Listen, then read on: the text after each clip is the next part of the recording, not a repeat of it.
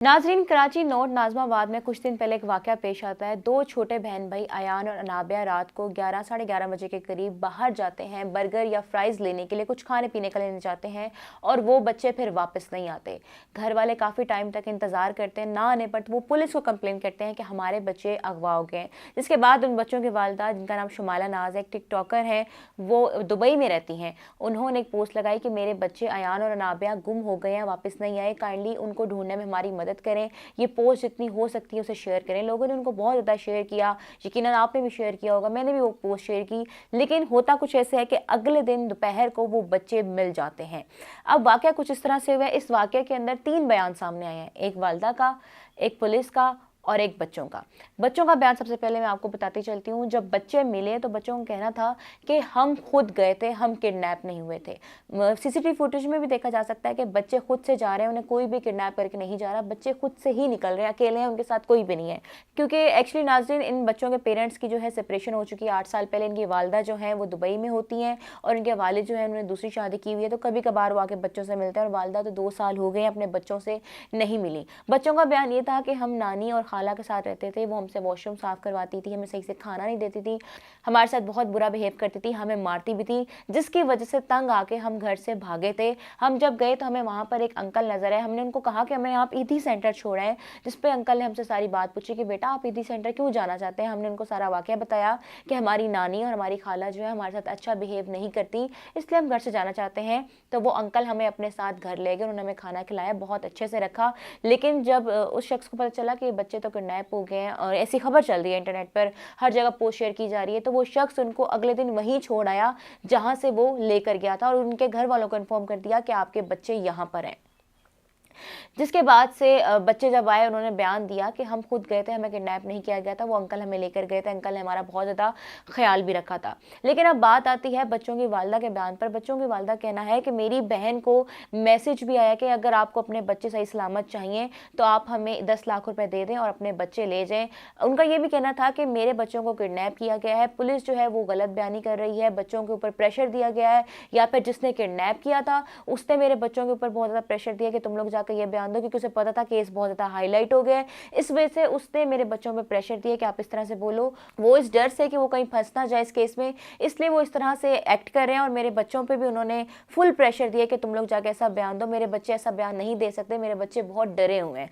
खैर, पुलिस का दूसरा ये कहना है कि ये बच्चे हमें बाजियाब हुए हैं, जिस जगह से इन बच्चों को वो शख्स अपने साथ लेके गया था वही शख्स इनको छोड़कर भी गया है, उनसे सारी बातचीत हुई है। बच्चे कह रहे हैं कि हमारे साथ अच्छा बिहेवियर नहीं किया जाता था, इस वजह से हम वहाँ से भागे और हम वहाँ पर वापस अब नहीं जाना चाहते हैं। अब इस केस के अंदर 3 बयान सामने आए हैं और वालिदा का बयान और बच्चों का बयान बिल्कुल भी अलग है। वालिदा कहना है कि मेरे बच्चों के साथ ऐसा कुछ भी नहीं किया जाता था, मेरे बच्चों को सिर्फ और सिर्फ एक तरह का फोर्स किया गया है ये बयान देने के लिए। पुलिस जो है वो केस को दूसरा रुख दे रही है।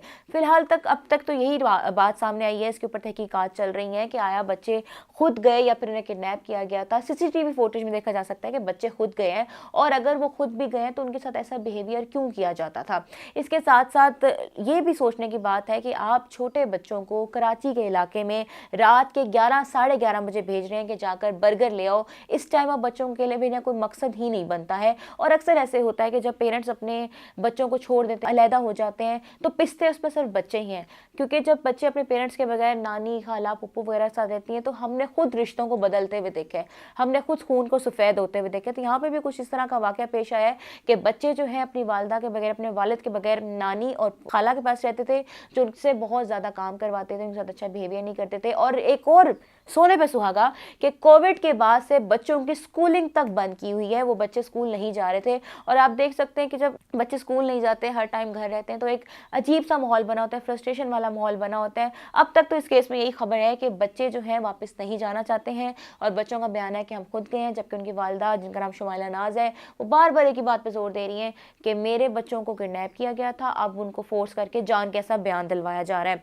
और अब जो नई उस पर अपडेट केस में सामने आई है कि सिंध के जो गवर्नर हैं उन्होंने बच्चों की कफालत की जिम्मेदारी उठाई है। इस वक्त बच्चे उनके पास हैं। उन्होंने उर्दू पॉइंट को इंटरव्यू देते हुए बताया कि बच्चे मेरे पास आ गए हैं, मैंने इनको अपने पास इफ्तारी करवाई है, जिस तरह मैं अपने बच्चों का ख्याल रख रहा हूँ उस तरह से मैं इनका ख्याल भी रखूँगा, इनकी कफालत भी करूँगा। मैंने इनकी खाला से भी बात की है, मैंने इनकी वालिदा से भी बात की है, ये मेरे अपने बच्चे हैं। सियासत वगैरह सब चीज़ें साइड पर हैं, इन बच्चों का दर्द देकर मुझसे रहा नहीं गया, किस कदर ये बच्चे तकलीफ में, पेरेंट्स को चाहिए कि वो इस पर ध्यान दें। बच्चों को उनकी ज़रूरत है। सेपरेशन पेरेंट्स की हुई है, लेकिन उसके अंदर पिस कौन रहे हैं? 2 मासूम बच्चे जिनका किसी भी तरह का कोई भी कसूर नहीं है।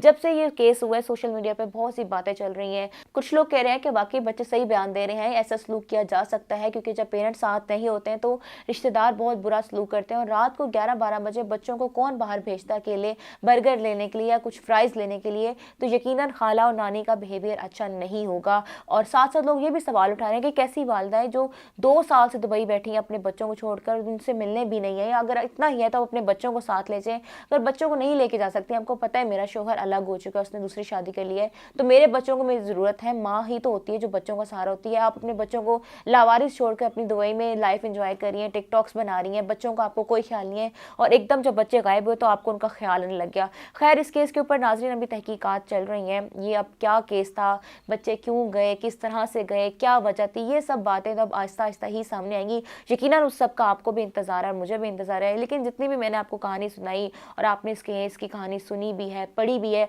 आपकी इस बारे में क्या राय है? क्यों गए होंगे वो बच्चे? क्या वो बच्चे खुद गए हैं या फिर किडनैप किया गया? और अगर खुद गए हैं तो क्या वाकई उनकी खाला और नानी का बिहेवियर अच्छा नहीं होगा, या फिर बच्चों को किसने वर्गलाया है? आप इस बारे में क्या सोचते हैं? मुझे कमेंट सेक्शन में ज़रूर बताइएगा।